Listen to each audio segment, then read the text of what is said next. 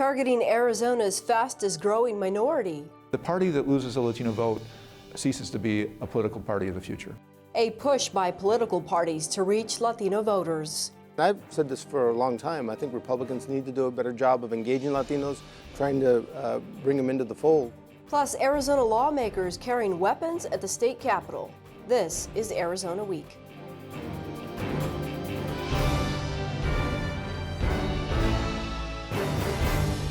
Hello, and thanks for joining us. Latinos are the largest minority in Arizona, making up about 30% of the state's population. That number is expected to grow, and political parties are taking note. Arizona Public Media's Nancy Montoya has a story.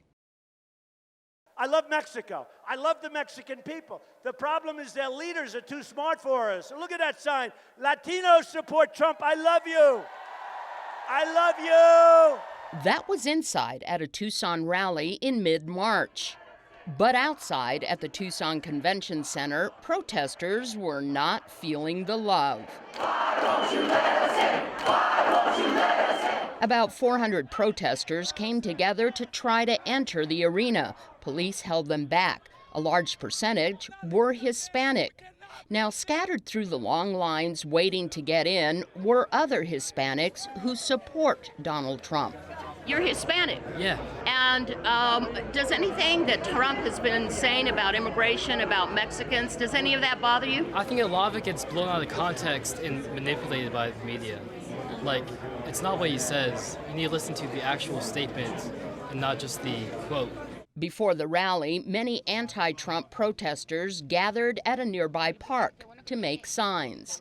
I'm here because as a community member, I think we need to stand up for injustice and against racism. Lorena Howard says Donald Trump has single-handedly done what Latino leaders have been trying to do for years, and that's get out the Hispanic vote in large numbers in Arizona. She and others say they will vote not so much for a candidate, but against Donald Trump. I think it's an opportunity for us to tell Trump that he's not welcome and he's not wanted here. And as you can see, there's quite a number of people gathered and they feel the same way. A recent national Gallup poll shows that Trump has the worst unfavorable rating among Latinos ever recorded for a Republican presidential candidate, almost 80%. Latino leaders say that has pushed Latino registration up by more than 40% nationwide this year. Most Hispanics tend to vote Democratic, but national Latino leaders say they have a message for both political parties. We came together to say, ya basta. Hector Sanchez is the head of the National Hispanic Leadership Agenda, a coalition of 40 national Hispanic groups. Ya basta means enough, and he's saying it to both political parties. Our Latino community has been under a serious attack in the last decade, pretty much. On the one hand, we have anti-immigrant pieces of legislation all over the nation by the Republicans that are really affecting the quality of life of the Latino community overall. In the other hand, we have an obsession on deportations by the president that is also affecting the quality of life of the entire Latino community. The goal is to create a unified voice for the U.S. Latino community. And in this presidential year, the main focus is to get out the Latino vote. Making sure that the political empowerment of Latinos is growing and increasing and that our voice is being heard all across the country. And in Arizona, that voice, the Latino voice, is growing louder. The last census showed 30% of the state's population identified themselves as Latino. But when it comes to voting, turnout is low. Ana Pereira is the Latino vote coordinator for Senator John McCain. If we don't, as Hispanics, get involved, vote, we'll never have a voice, and that is the reality. I know it's very cliche that you hear, well, if you don't vote, you will never have a voice, but it's true. If we don't vote, they're never going to pay attention to our complaints. The National Association of Latino Elected Officials, known as NALEO, calls this the year Latinos in Arizona and across the country turn out in unprecedented numbers. Here's NALEO's executive director, Arturo Vargas.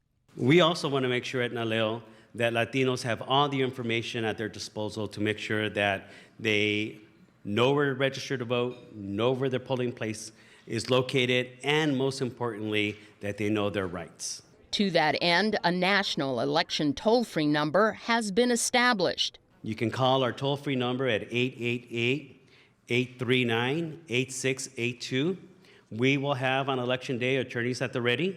LULAC's executive director, Brent Wilkes, says that by coming together, the 40 organizations that make up the National Hispanic Leadership Agenda can speak with one voice. The party that loses a Latino vote ceases to be a political party of the future. Arturo Vargas from NALEO issues a warning shared by others in the coalition, and it's aimed at both major political parties. You can't take the Latino vote for granted. You can't assume you have it in your back pocket. You can't assume it's unattainable. You have to campaign for the Latino vote. Vargas adds that the candidates and political parties that build bridges instead of walls are more likely to win the Latino vote. And for a deeper analysis, we turn to Arizona Public Media's Christopher Conover, who sat down with political science professor at the University of Arizona, John Garcia. Relative to Democrat versus Republican, Hillary Clinton, and her husband Bill, have a long foothold in the Latino community. And so I think the figures I've seen is about a 2-to-1 split in terms of Latinos supporting her candidacy versus Bernie Sanders. Trump, it's hard to say, or even Ted Cruz. But what's interesting with the primary in Latinos was, even though Hillary maintained her kind of edge with the Latino community, Bernie has cut into that, and very enthusiastically. And one thing I'll point out about Latinos, the millennials, which are sort of the younger voters, it's estimated about 44% of all Latino eligible voters are in that millennial generation. So potentially, that youthfulness can have impact in terms of how much they engage, not only in the primaries, but in the general, but also if Hillary Clinton gets the nomination with that enthusiasm that Bernie Sanders seems to generate carry over in terms of her campaign. Why do Latinos have a low turnout? Well, part of it is, in fact, has been age. I mean, it's on the average about 10 years younger than the non-Latino population, and there's a clear relationship between age and voting. Younger persons, say 18 to 30, have lower turnout rates and lower registration rates in general.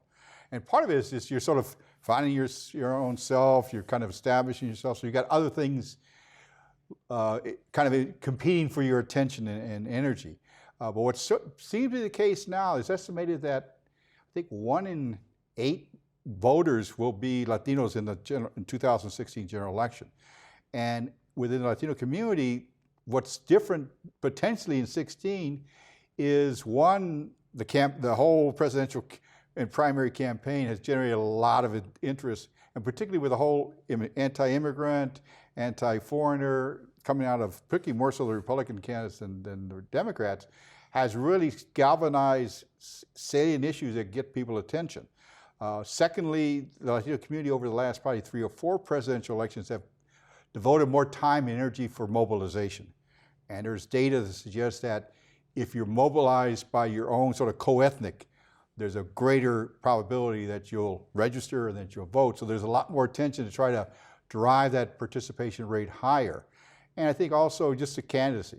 Obviously, even though Bernie Sanders doesn't quite have the support that Hillary Clinton has, he's got enthusiasm about some of his themes, tuition, immigration reform, and so what'd be important is what the platforms look like beside whom the eventual candidates will be in each party. When it comes to Latino voters, we know statistically they skew slightly more Democratic than Republican, but they don't vote as a bloc. Everybody keeps talking about the Latino vote, but it's not a bloc. Well, I guess part of it is the operational definition of a bloc, because you say a bloc is a majority, or is it has to be 100%. Usually it's more, I would characterize it as more preponderance. Who are Latinos more likely to vote for? In 2012, Barack Obama got over 75% of the Latino vote, so it was a vast preponderance. Now, the Republican Party between 12 and this 16 try to calculate, if you want Latino support, you're not going to get 50, 60, 70%. I think George Bush, the last time he won, he got close to 40%. So there's that threshold saying, if we can get 35 to 45% of the Latino vote, that would be enough of a boost in addition to their other constituencies. So it's really what portion of it. And so it's somewhat, the Republican Party has lost support. If you look at it in terms of party affiliation, the Democrats are around 60% of, 55, 60% of Latinos registered Democrats. The second biggest category is independent. The third smallest category is Republicans in the low 20s. So Republicans really have to cut into that, and what they've done in the past is what I call ideological consistency in a sense. That is, Republican values are family, hard work, traditional, morality, et cetera. The assumption is, well, these are our values. We look at Latinos as being family-oriented and traditional and very moral. Therefore, this is the party that you should be supporting.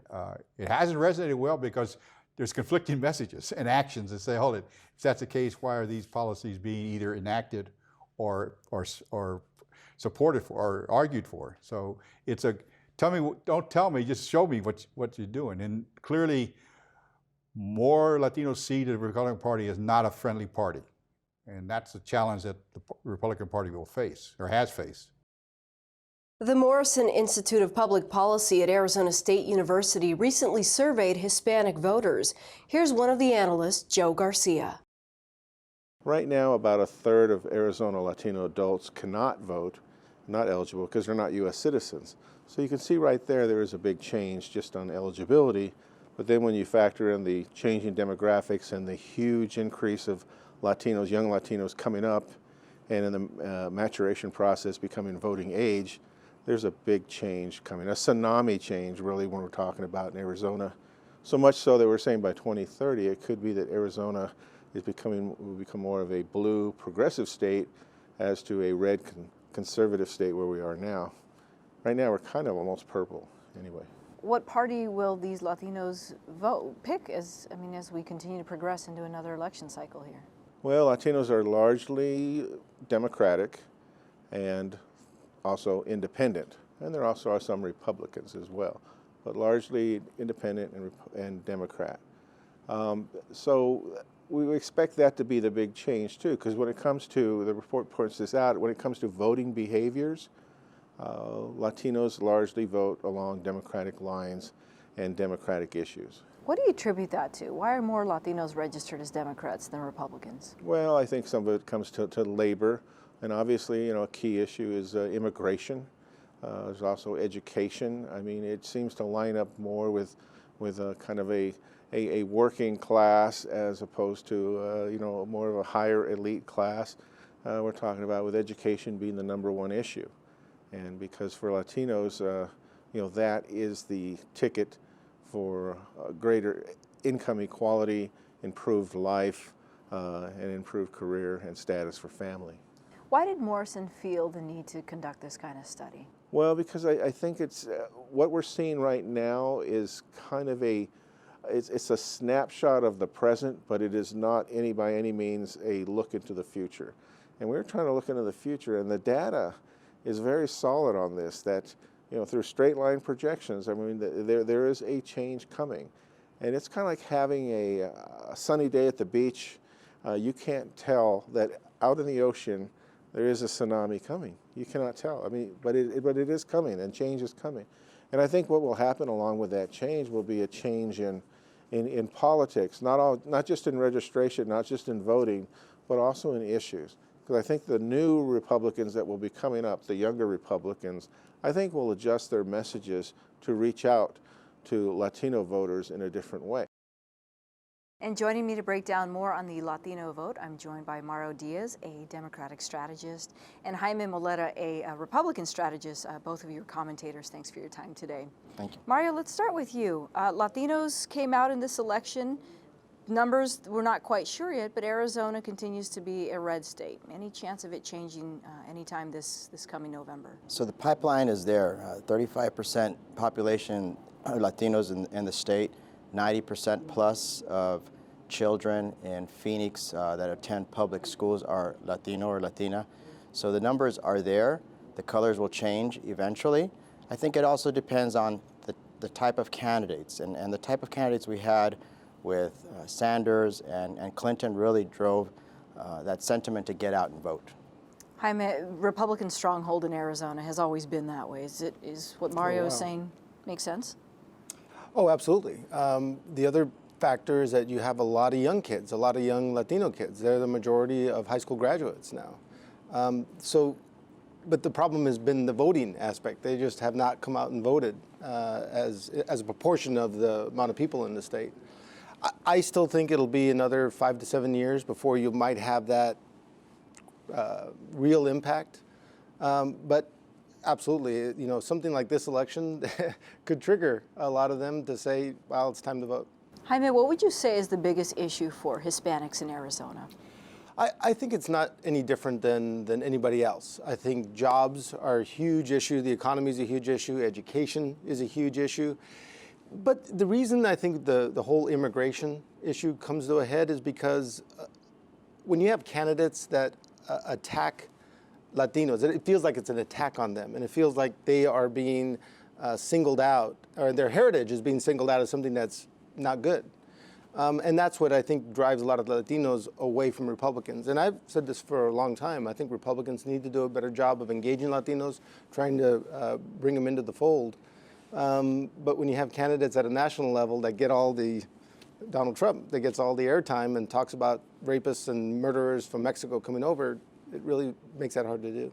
Mario, is immigration the biggest issue for Hispanics in the state? So I think, once again, we have to break down the population within the Latino population. Yeah, to some first generation, perhaps second generation immigration may be at the top of their list. But I think for the most part, I agree with Jaime. This is about jobs and providing for the family. But there's something that polls don't take into consideration, and that is that when there's a personal attack about our culture, like we're seeing now, these numbers that we see of Latinos turning out to vote are going to increase if the candidate for the Republican Party is Donald Trump. Jaime, though, you can't paint all those generalizations on a group of people. Is that fair? So are people who are hearing some of these words, are they all offended? Are all Hispanics offended by some of what, for example, Donald Trump has said? Well, not all Hispanics, but a large portion of them. I think they will get absolutely offended. So at the end of the day, I think that's a very good point. Whether or not that'll get people to say, you know what, I need to go vote, or I need to tell my neighbors to go vote, that's going to be the interesting dynamic in this campaign. As you said, 30% of Arizona is Hispanic right now. That number is likely to shift. Look, the sleeping giant has been sleeping for a long time, and I think he or she is stretching out now. And I really do think we can't underestimate the impact, the hurt that Donald Trump is causing in our community. There's a lot of chatter out there about this individual and how much he disrespects us, and what will he do if he is president? So I think he may be giving us a 3-4 year advantage here to get out and vote. Jaime, on the Republican side, there are some Republicans who say Donald Trump is the guy and we better get used to it, and he could be representing the party. Absolutely. The question is, even if he doesn't have the delegates to outright win the convention on the first ballot, it's going to be very difficult for Republicans to come out against him, just because of his momentum, because of the amount of primaries and caucuses that he's won.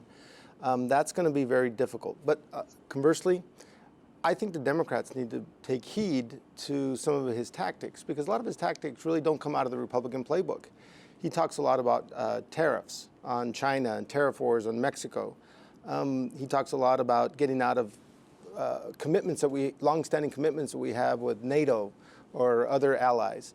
You wouldn't find a lot of Republicans saying those kinds of things. But it would appeal to a lot of the blue-collar, maybe even union Democrats, if you think about it, that just have a lot of angst, they have a lot of concern about terrorism. That's something where I think they need to be careful. While he might alienate a lot of the minority, particularly Latino vote, will that turn on other segments of the voting population right now that could benefit him? That's where I think it could get interesting. Mario, do you think Donald Trump is likely to bring some Democrats over to the Republican side? So there's this idea that the the Reagan Democrats will come out for Trump. That may be true in the Rust Belt, because a lot of those individuals happen to be Anglo, have had these jobs for a generation. And times are changing, industries are changing.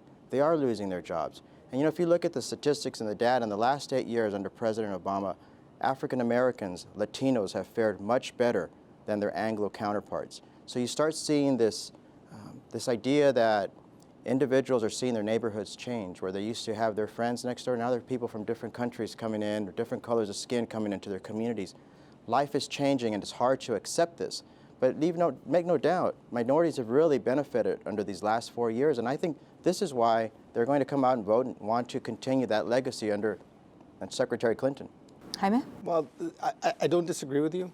The thing that is amazing about Donald Trump's candidacy is somehow he's been able to tap into that anxiety and give it a voice.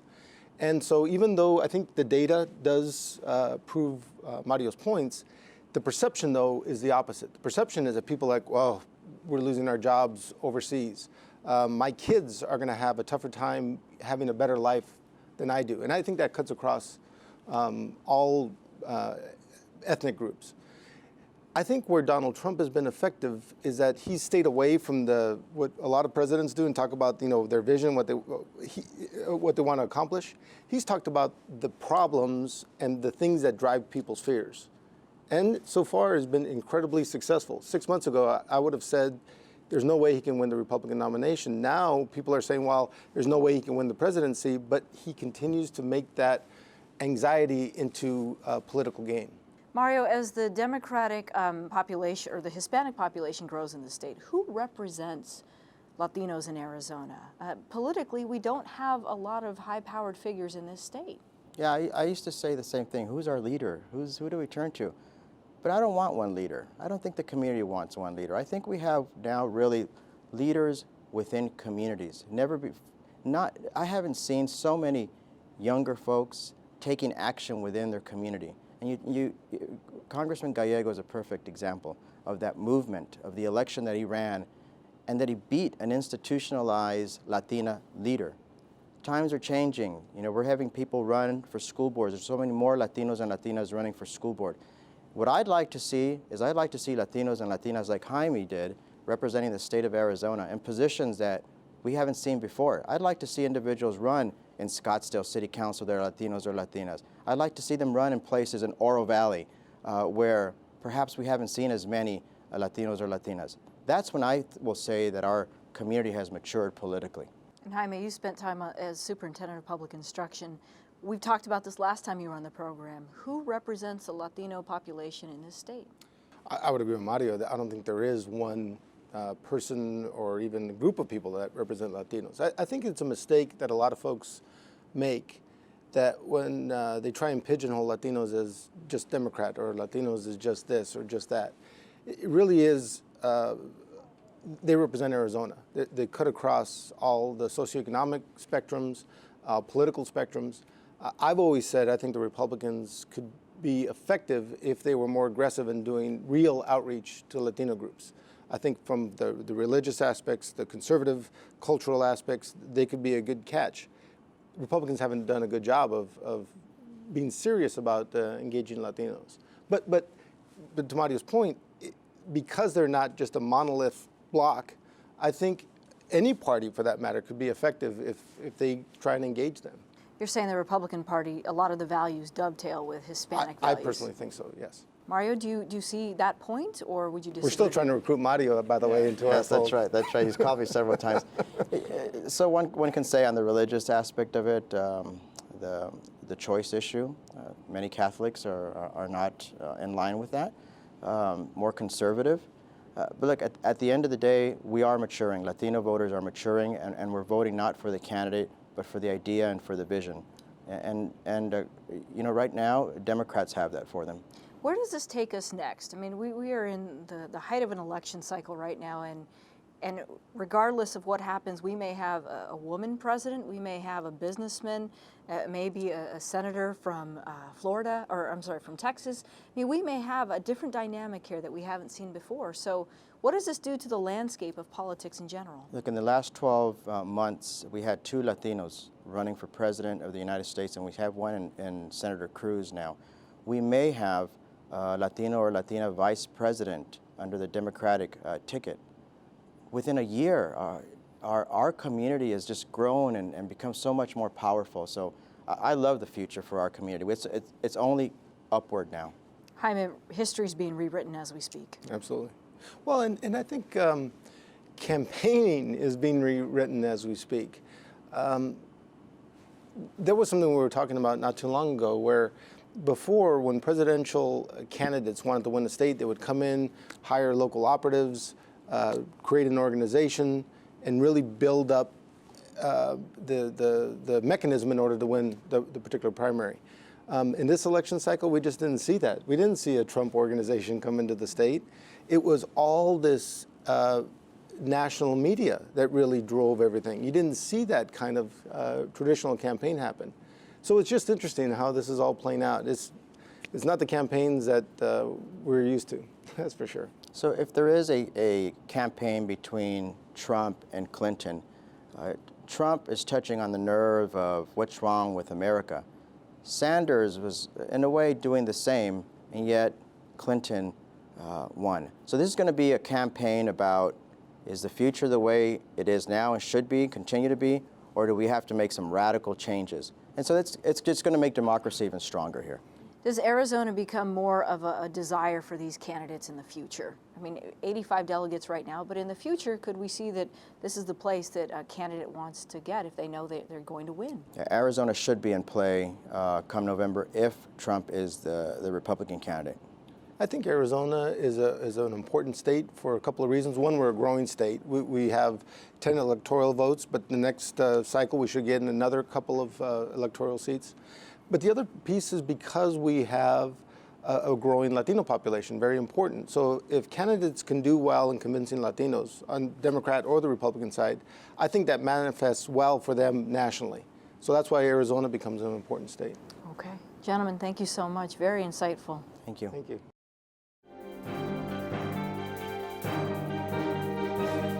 In this week's Buzz, Arizona's House Speaker David Gowan says lawmakers who carry weapons in the House are not violating the law. The issue of carrying on the House floor came into question this week after a representative said he noticed another lawmaker wearing a firearm.